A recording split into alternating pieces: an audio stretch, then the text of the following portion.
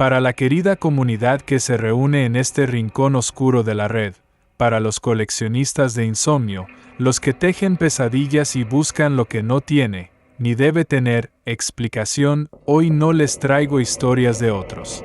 No son relatos que encontré en un foro perdido o que una voz anónima me mandó por correo.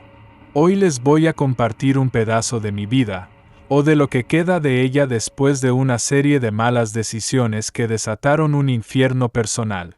Mi nombre es Santiago. Junto a mis amigos de toda la vida, Elena y Mateo, compartía una fascinación por las leyendas de nuestro México. No éramos simples aficionados. Éramos devoradores de mitos. Elena era la académica del grupo, siempre con un libro de antropología o historia prehispánica en la mano, capaz de rastrear el origen de una leyenda hasta su raíz más antigua. Mateo era el técnico, el pragmático, obsesionado con la parafonía, el equipo de grabación y la idea de capturar una prueba irrefutable. Y yo era el narrador, el que unía los puntos, el que convertía los datos de Elena y las ambiciones de Mateo en una aventura. Relato 1. El susurro del cenote. Todo empezó con un viaje a la península de Yucatán. La excusa oficial era huir del caos de la Ciudad de México, celebrar que los tres habíamos terminado nuestros proyectos universitarios. La razón real, la que susurrábamos entre nosotros con una mezcla de emoción y nerviosismo, era otra. Habíamos leído sobre los cenotes, esos portales sagrados que los mayas consideraban entradas al Xibalbá, el inframundo. Y en foros de ocultismo y diarios de viajeros esotéricos, encontramos la leyenda de un cenote específico y poco conocido, el Yaxá o Agua Verde. Un lugar que los locales, según se decía, evitaban incluso mencionar. No era un lugar de culto, era un lugar de apaciguamiento. Hogar de una deidad olvidada del agua, un guardián celoso, antiguo y vengativo. Encontrar el sitio fue la primera prueba. No aparecía en los mapas turísticos ni en las aplicaciones. Tuvimos que pasar 2 días preguntando en pequeños pueblos, recibiendo miradas de recelo y negativas tajantes, hasta que en una cantina polvorienta, un hombre nos señaló a un anciano sentado en una esquina. Un hombre de piel curtida como el cuero viejo y ojos que parecían contener la memoria de generaciones. Le mentimos.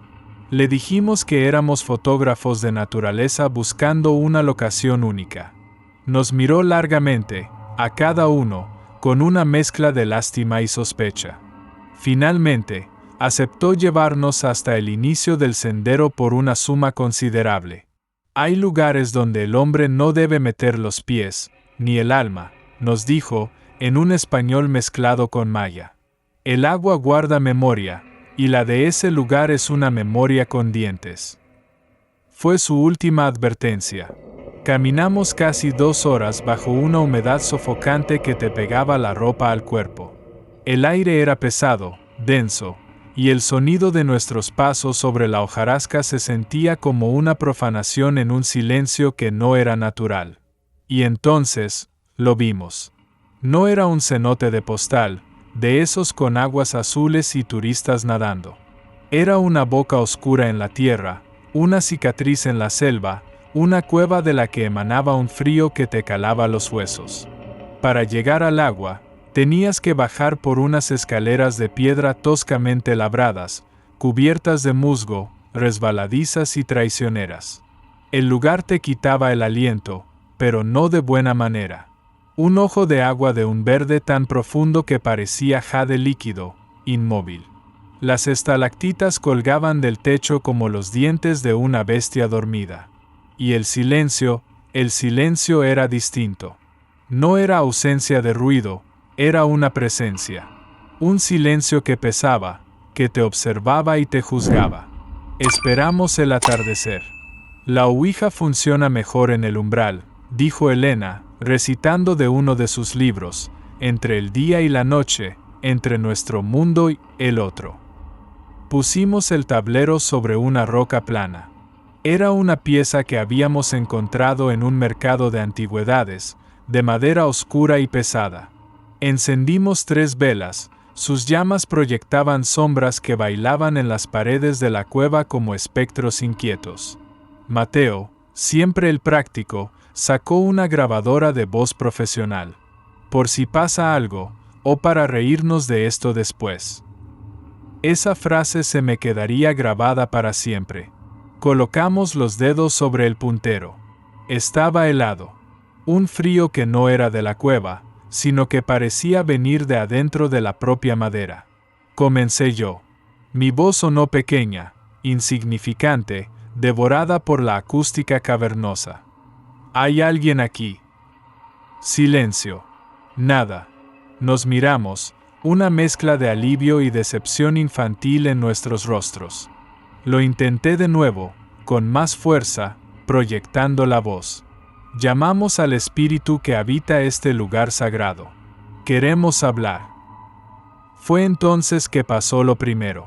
Una de las velas, la que estaba más cerca de Elena, se apagó de golpe. No parpadeó, no se ahogó. Se extinguió como si alguien hubiera soplado sobre ella. Pero no había aire. Ni una sola corriente.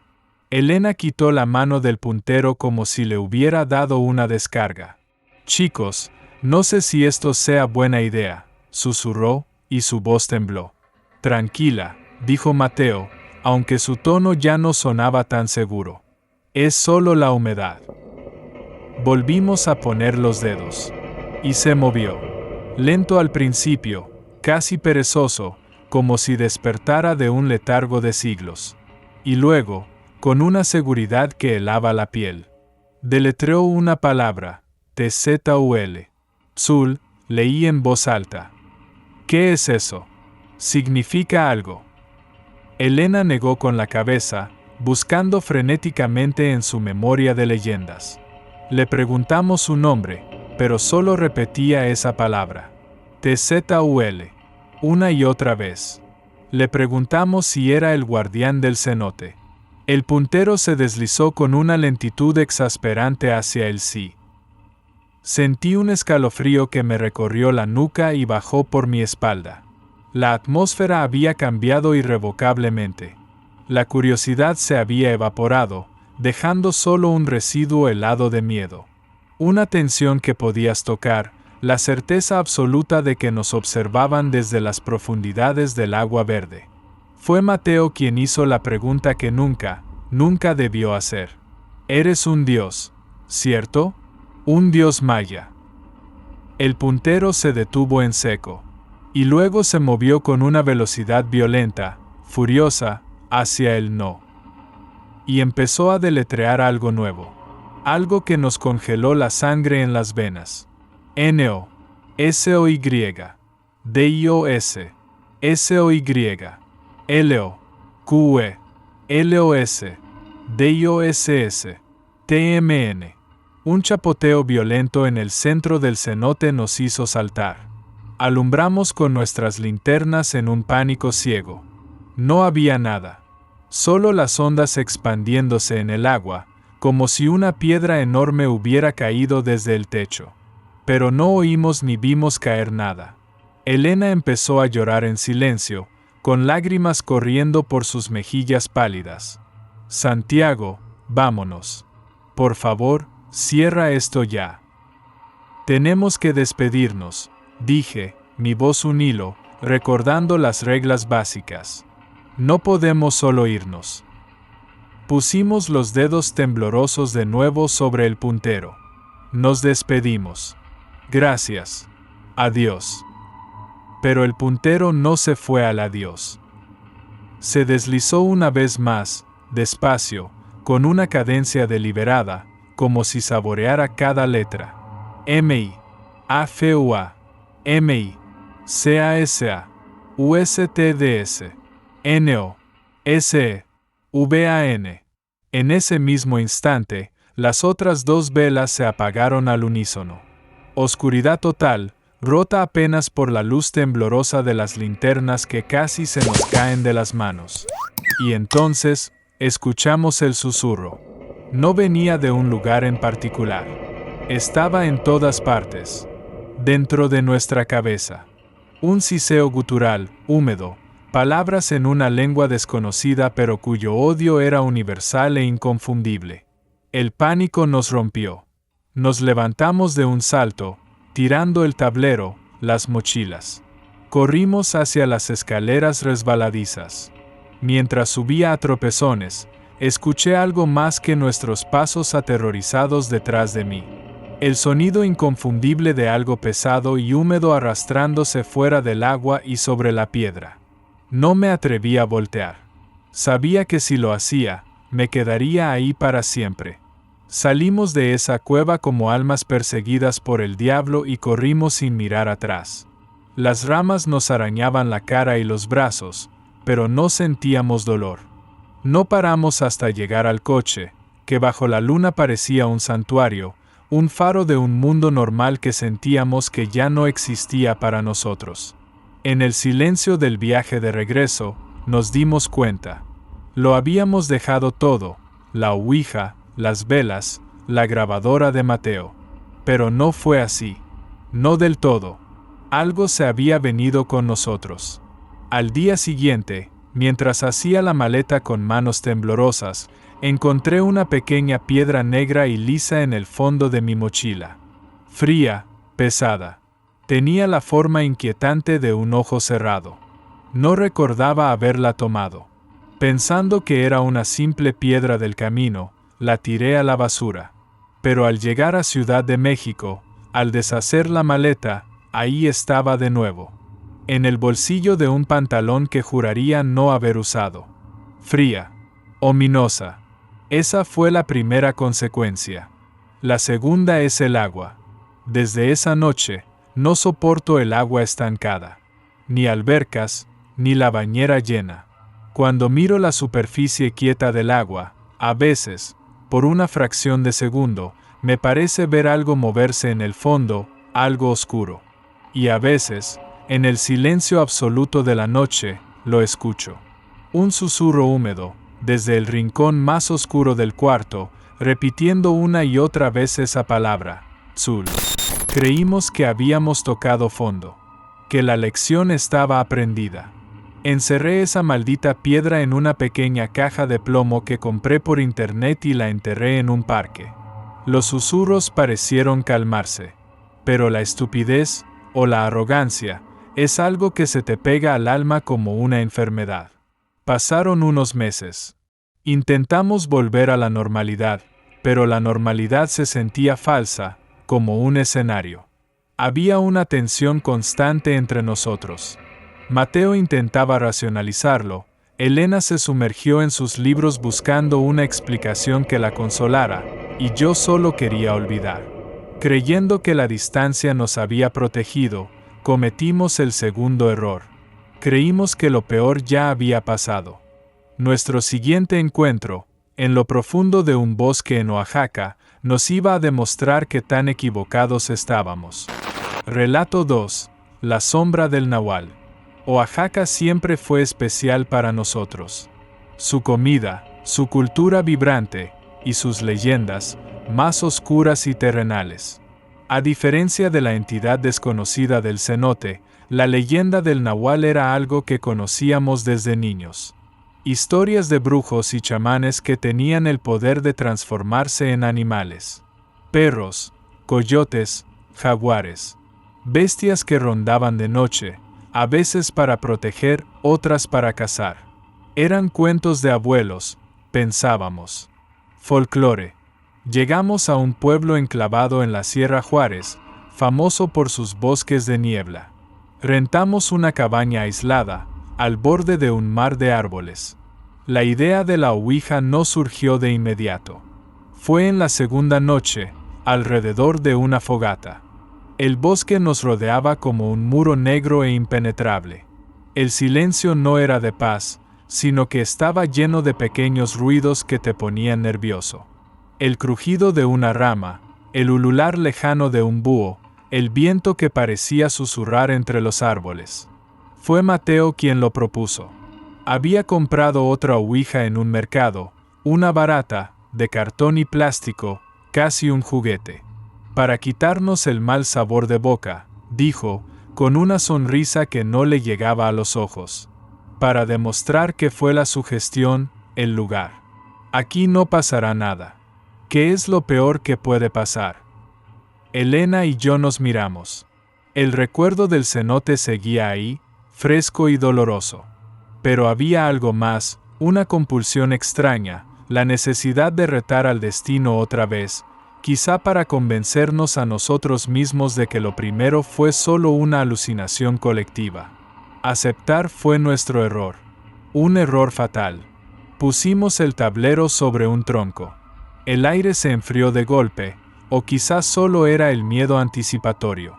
Voy a ser directo, dije, tratando de tomar un control que no tenía. Puse los dedos sobre el plástico liso. ¿Hay algún nahual en este bosque? La respuesta fue inmediata y violenta. El puntero de plástico se disparó al sí con una fuerza que nos sacó el aire y casi lo hace salirse del tablero. Una energía extraña, eléctrica y salvaje, subía por nuestros dedos. Elena, más pálida que nunca a la luz del fuego, preguntó con voz temblorosa, ¿eres humano o animal? El puntero se movió como loco entre el sí y el no, sin detenerse, como si la pregunta fuera un insulto, una estupidez. Luego se detuvo bruscamente. ¿Qué quieres?, preguntó Mateo, tratando de sonar desafiante. El puntero se movió, lento esta vez, deliberado. CARN. Nos quedamos helados. El fuego pareció encogerse. Miré hacia la oscuridad, más allá del círculo de luz. El bosque ya no se sentía vacío. Se sentía habitado, y lo que lo habitaba nos estaba observando. ¿Carne de qué?, pregunté, con la garganta tan seca que apenas pude emitir el sonido. Y-E-S-T-A. A-Q-I. Justo entonces, escuchamos un gruñido. Bajo, gutural, a medio camino entre un animal y un hombre. No era un perro. No era un coyote. Venía de la oscuridad, a nuestra derecha. Mateo apuntó la linterna con mano temblorosa. El haz de luz no mostró nada, solo un muro de troncos y maleza. Pero el gruñido paró en cuanto la luz tocó esa zona. Es un coyote, dijo Mateo, con la voz una octava más aguda. O un perro salvaje. Los coyotes no suenan así, Mateo, susurró Elena, con los ojos fijos en la oscuridad. Volvimos al tablero, a una fuerza que nos atraía. Hay que cerrar esto, ahora, ordenó Elena. Intentamos mover el puntero a Dios, pero no se movía. Estaba pegado, como si una fuerza invisible lo sujetara. De pronto, se sacudió violentamente y se movió solo, arrastrando nuestros dedos con él. Deletreó un nombre. J-U-A-N. Y luego, una advertencia final. C-O-R-R-A-N. Al terminar de deletrear la última letra, el gruñido sonó otra vez. Mucho, mucho más cerca. Ahora a nuestra izquierda. Y fue seguido por un sonido que jamás olvidaré mientras viva, el chasquido húmedo y nauseabundo de un hueso grande al romperse. Apuntamos las linternas en dirección al sonido. Y lo vimos. Por una fracción de segundo que se extendió una eternidad. Una figura agachada sobre el cadáver recién destrozado de un venado. No era un hombre, no era un perro. Era las dos cosas y ninguna. Tenía la forma de un canino enorme, de pelaje negro y enmarañado, pero sus patas traseras se doblaban en un ángulo imposible, como rodillas humanas. Levantó la cabeza, y sus ojos brillaron con una inteligencia roja y maligna a la luz de nuestras linternas. Su hocico estaba cubierto de sangre y vísceras, pero lo más aterrador era que su forma parecía cambiar, ondular, como si estuviera hecha de humo negro y materia sólida al mismo tiempo. No gritamos. El miedo era tan absoluto que nos robó la voz. La criatura gruñó, un sonido de rabia pura al ser descubierta, y se desvaneció en la noche como si nunca hubiera estado allí. Y entonces corrimos. Corrimos sin pensar, sin dirección, adentrándonos más en el bosque. No recuerdo por cuánto tiempo. Solo el sonido de nuestros jadeos ahogados, las ramas golpeándonos y el terror puro de escuchar algo grande, pesado, corriendo detrás de nosotros, siguiendo nuestros pasos con una facilidad aterradora. Eventualmente caí, y los demás pararon por mí. Nos escondimos detrás de un árbol enorme, acurrucados juntos, tratando de no respirar, seguros de que íbamos a morir. Los sonidos de la persecución se detuvieron de repente, y el silencio que cayó después fue 1000 veces más aterrador que los gruñidos. Pasamos la noche entera ahí, congelados de miedo y de frío, saltando a cada sonido del bosque. Con la primera y tímida luz del amanecer, nos atrevimos a volver, siguiendo nuestras propias huellas. Magullados, arañados y rotos por dentro. La fogata eran solo cenizas. El tablero ouija de cartón estaba ahí, pisoteado. Pero el puntero de plástico estaba a varios metros, partido limpiamente en dos. Nos fuimos de ese pueblo sin decir una palabra a nadie. El trauma nos había enmudecido. Pero lo peor, lo verdaderamente peor, estaba por venir. Semanas después, Mateo nos llamó en la madrugada, su voz era un susurro aterrorizado. Decía que escuchaba rasguños en la puerta de su apartamento. Creímos que era paranoia, estrés postraumático. Pero las llamadas siguieron. Escuchaba gruñidos afuera de su ventana, en un tercer piso. Empezó a encontrar huellas extrañas, como de un perro enorme, en el polvo de su balcón. La última vez que lo vi estaba demacrado, irreconocible. Había perdido peso, sus ojos estaban inyectados en sangre, mirando siempre a las sombras de su propio apartamento. Me mostró su brazo. Tenía 3 arañazos largos y profundos, ya cicatrizando. Me desperté con esto, Santiago, me dijo, su voz quebrada. Estaba adentro. La sombra, la vi por un segundo, estaba en mi cuarto. 2 días después, Mateo desapareció. La policía no encontró señales de lucha ni de entrada forzada. Se había ido, simplemente. Su cartera, sus llaves y su teléfono estaban sobre la mesa. Lo único que faltaba era él. Y en el suelo de madera, cerca de la ventana del balcón, la policía encontró un mechón de pelo negro, grueso y áspero. Los análisis forenses no pudieron identificar a qué animal pertenecía. Después de que Mateo desapareció, el terror nos separó a Elena y a mí. El trauma compartido no nos unió, nos convirtió en espejos del horror del otro. Cada uno se hundió en su propio infierno privado. Yo con el susurro del agua y la piedra enterrada que a veces sentía pulsar bajo tierra.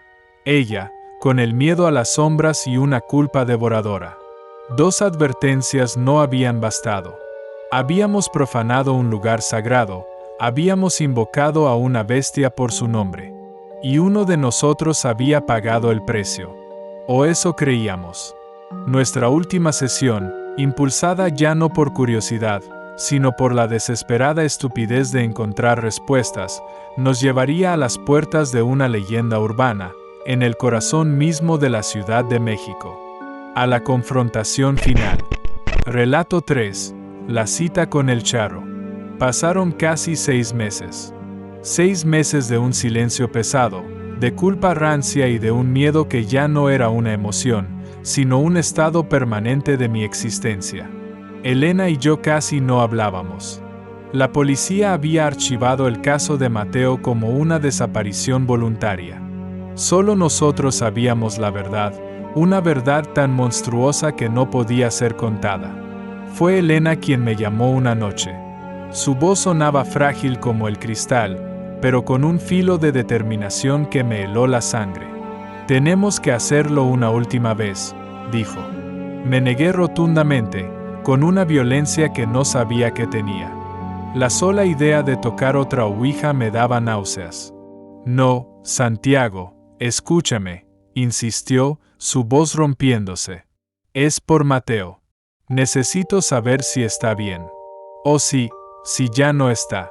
Necesito saberlo. No puedo vivir así.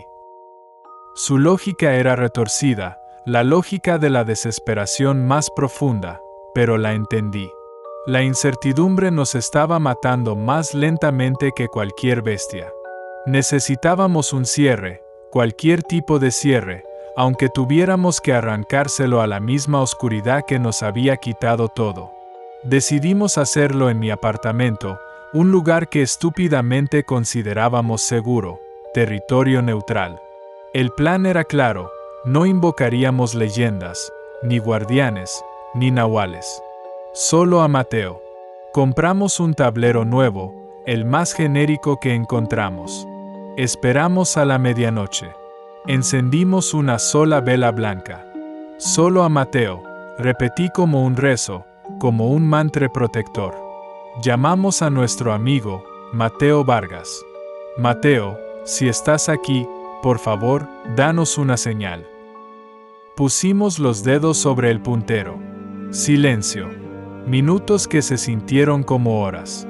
Empecé a creer que, por fin, todo había terminado.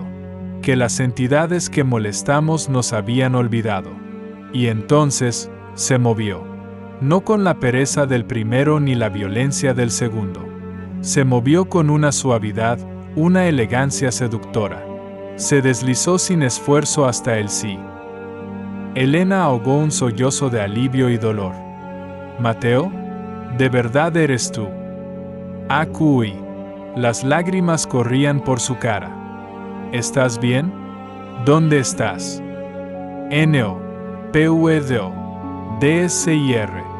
¿Por qué no?, pregunté, el miedo empezando a picar en mi nuca. Estás atrapado. S.I. Podemos ayudarte, suplicó Elena, inclinándose sobre el tablero. Dinos cómo. Haremos lo que sea. Y ahí, en ese instante, el aire de la habitación cambió. Se volvió denso, pesado, y un frío antinatural se instaló. La llama de la vela blanca empezó a bailar como loca. El puntero se aceleró bajo nuestros dedos, con una nueva energía. N-O, E-S, P-A-R-A, M-I, E-S, P-A-R-A, E-L-L-A. El puntero se detuvo, apuntando directamente a Elena. Ella se hizo para atrás, como si la hubieran golpeado. ¿Para mí? ¿Qué es para mí? Antes de que pudiéramos reaccionar, el puntero voló hacia los números, y luego a las letras, deletreando una dirección. Una casona abandonada en la colonia Popotla. Un lugar del que habíamos oído hablar, famoso por la tragedia del caso Cañitas. ¿Por qué nos das esa dirección?, pregunté temblando, sabiendo que esto ya no era Mateo. R-F-A-L-O. Y entonces, el olor. Un olor imposible que no debería estar en un apartamento de ciudad. A tierra mojada después de la lluvia, a cuero viejo, a ozono, como el aire cargado de electricidad después de un rayo. No eres Mateo, ¿verdad?, dije, y el terror volvió con la fuerza de un golpe físico. El puntero se movió, casi con una floritura burlona, hacia el no. ¿Quién eres? Silencio. Pero lo sentimos. Una presencia llenando el cuarto. Algo viejo, astuto y poderoso. Una mirada que nos envolvía desde cada sombra. De pronto, Elena gritó, un grito ahogado y agudo, apuntando a la ventana. Mi apartamento está en un cuarto piso. No hay balcones, ni árboles cerca, ni cornisas. Pero ahí, por un segundo, recortada contra las luces anaranjadas de la ciudad, vimos una silueta negra. La figura inconfundible de un hombre a caballo. Un charro, con un sombrero de ala ancha que le tapaba el rostro por completo. Parecía flotar en el aire, inmóvil, mirándonos. Desapareció en un parpadeo, pero la imagen se me quemó en la retina. En ese mismo instante, todos los aparatos eléctricos de mi casa se volvieron locos. La televisión se prendió con un estallido de estática blanca, las luces parpadearon frenéticamente hasta apagarse, y de la radio de la cocina, que estaba desenchufada, salió una risa profunda, gutural, una risa de ultratumba que se burlaba de nuestro terror. En el pánico, volcamos la mesa. Oscuridad total, solo interrumpida por los destellos epilépticos de la televisión. Elena gritaba sin parar, un sonido animal de puro miedo. La agarré del brazo y nos arrastramos a ciegas hasta la puerta. Salimos al pasillo y, al cerrar la puerta de golpe, todo se detuvo. Silencio absoluto.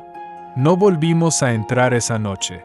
Dormimos en el pasillo, abrazados, hasta que salió el sol. Al día siguiente, con la luz del sol como un escudo psicológico inútil, regresé. El apartamento estaba en un silencio sepulcral. Pero el tablero de Ouija estaba en el centro de la sala, intacto, aunque lo habíamos volcado. Y sobre él una sola rosa roja, de un color tan oscuro que era casi negra, perfectamente fresca, cubierta de gotas de rocío. Y el olor a tierra mojada y cuero seguía ahí, impregnado en las cortinas, en el sofá, en todo. Elena nunca se recuperó. La culpa por Mateo, la visión del charro, la certeza de que la entidad la había señalado a ella, la quebraron por dentro. Decía que lo veía en todas partes. Reflejado en los escaparates de las tiendas, parado del otro lado de la calle bajo un farol, siempre observando. Dejó de salir. La última vez que hablé con ella por teléfono, me dijo con una voz vacía que él le había hecho una oferta. Que le devolvería a Mateo si ella aceptaba irse con él. Hace un mes, Elena se fue. Dejó una nota simple sobre su cama: voy a encontrar a Mateo. Nadie la ha vuelto a ver desde entonces. Y ahora solo quedo yo. El único testigo y superviviente de nuestra estúpida cruzada contra lo desconocido. Ya no soy un escéptico. Soy la prueba viviente de que hay puertas que nunca, jamás, deben abrirse. A veces, cuando voy manejando de noche por una carretera solitaria, miro por el espejo retrovisor y me parece ver, muy a lo lejos, la silueta de un jinete oscuro, siguiéndome sin prisa. No se acerca, solo mantiene la distancia. No tiene prisa. Sabe, igual que yo, que hay deudas que siempre se terminan pagando. 3 leyendas. 3 juegos estúpidos. 2 amigos que ya no están y una vida, la mía, que ya no me pertenece del todo. Está marcada, manchada. No hicimos nada que miles de jóvenes curiosos no hagan cada fin de semana. Pero aquí, en México, la tierra tiene memoria. La sangre derramada sobre ella durante siglos le ha dado una voz. Las leyendas no son solo historias para asustar, son advertencias. El nahual, el charro negro, las cosas sin nombre que duermen en el agua, no son ficción. Son depredadores pacientes, esperando a que los necios, como nosotros, les abramos la puerta de par en par. Así que la próxima vez que veas un tablero de esos en una tienda o en casa de un amigo y sientas esa curiosidad, esa comezón por mirar al otro lado del velo, recuerda mi historia. Recuerda a Mateo, borrado de este mundo. Recuerda a Elena, que se entregó a la oscuridad por una falsa promesa. La pregunta más aterradora no es si hay alguien del otro lado. La pregunta aterradora es, ¿qué es lo que quiere de ti? Y si estás dispuesto a pagar el precio. Si tienes tus propias historias, si alguna vez has sentido esa presencia al borde de tu vista o has escuchado un susurro que no debería estar ahí, compártela en los comentarios. A veces, saber que no estás solo en esta locura es el único consuelo que nos queda. Y si te atreves a seguir explorando las sombras conmigo, suscríbete. Porque aunque estoy aterrado cada segundo de mi vida, sé que mi viaje aún no termina. Hay respuestas que debo encontrar, aunque me cuesten lo último que me queda.